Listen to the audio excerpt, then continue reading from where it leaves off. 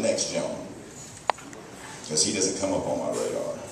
He's fighting the same fight I fight, just in a different way, and he dresses better. Sponsor and writer of the voter ID bill, Thad Byers.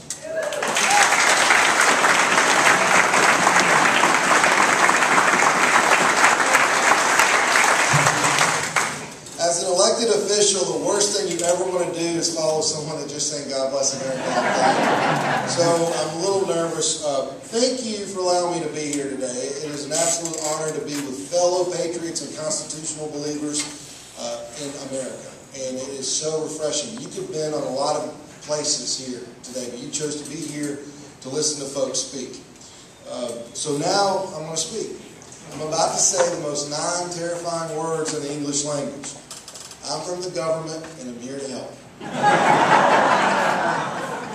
I'm sorry Tim Scott's not here. I really wanted to publicly commend him. I know his representative and former representative Tom Keegan spoke for him, but he did something really extraordinary this past week, Congressman Scott. He voted for the Paul Ryan budget. Yeah, that's right. And what was great about that is the Paul Ryan budget over the next 5 to 10 years is not going to be cutting billions from the federal government, but trillions from the federal government. Yeah, that's great. But if you would have known Tim Scott in the legislature in his first term last year, you would have known that this is not new to Tim Scott. In fact, Congressman Scott, then Representative Scott, was one of 7 members in the State House of Representatives, and I'm happy to say I am one of them. The only 2 from the entire coast of South Carolina that had the courage and conviction to vote against President Obama's stimulus package when it came through the state legislature.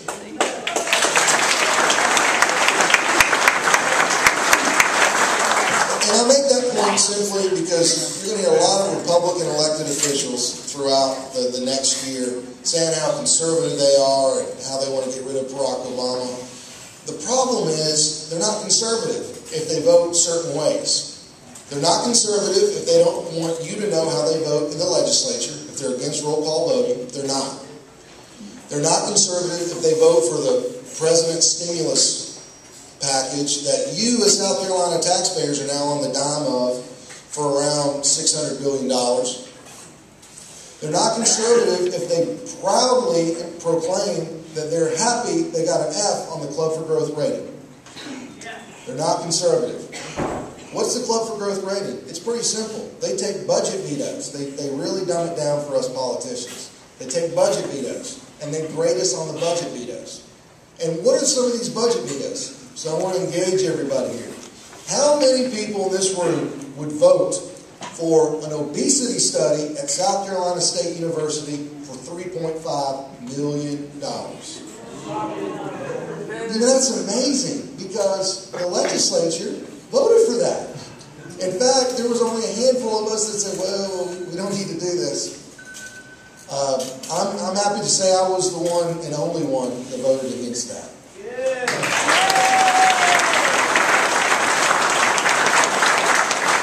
But unfortunately, it doesn't stop there. I can give you plenty of examples from a pottery class at Piedmont Technical College at $150,000, from the Lieutenant Governor's security detail that no one ever thought he needed except him for $250,000. So when the rubber hits the road, Republican officials need to understand that they can either choose to be conservative and speak to the will of the people or leave their jobs, period. That's what we need to do.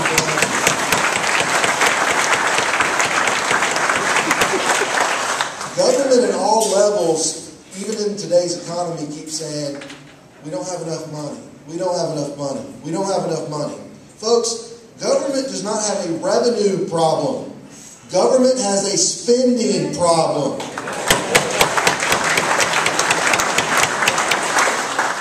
Thomas Jefferson believed the government that governs least governs best. And it's true. For far too often, government has tried to replace the parents in the homes and the gods in the churches. The Tea Party was formed It stands for taxed enough already, but it was formed because of an oppressive, growing, monstrous government that is trying to take away your rights and take money out of your pocketbooks and wallets. We're here today to say enough is enough.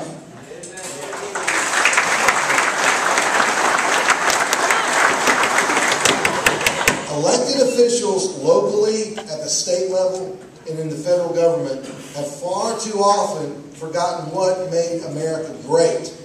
America was not made great because of its government. It was made great because of its people, its values, its belief in God. That's what made America great. We have gotten away from that. We need to get back to it, and we can with people here today.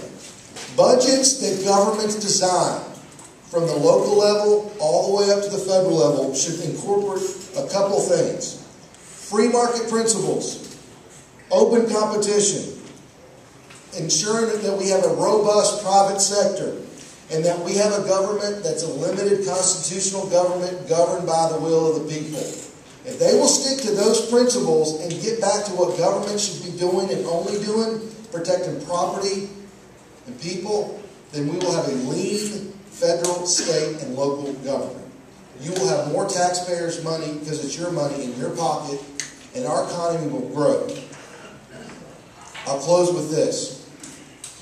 These times, economic times, are hard on everybody. Everyone has a family member or a friend that's being affected by these tough economic times. A recession is when your neighbor loses his job. A depression is when you lose your job. But come next November, when President Obama loses his job, we will have an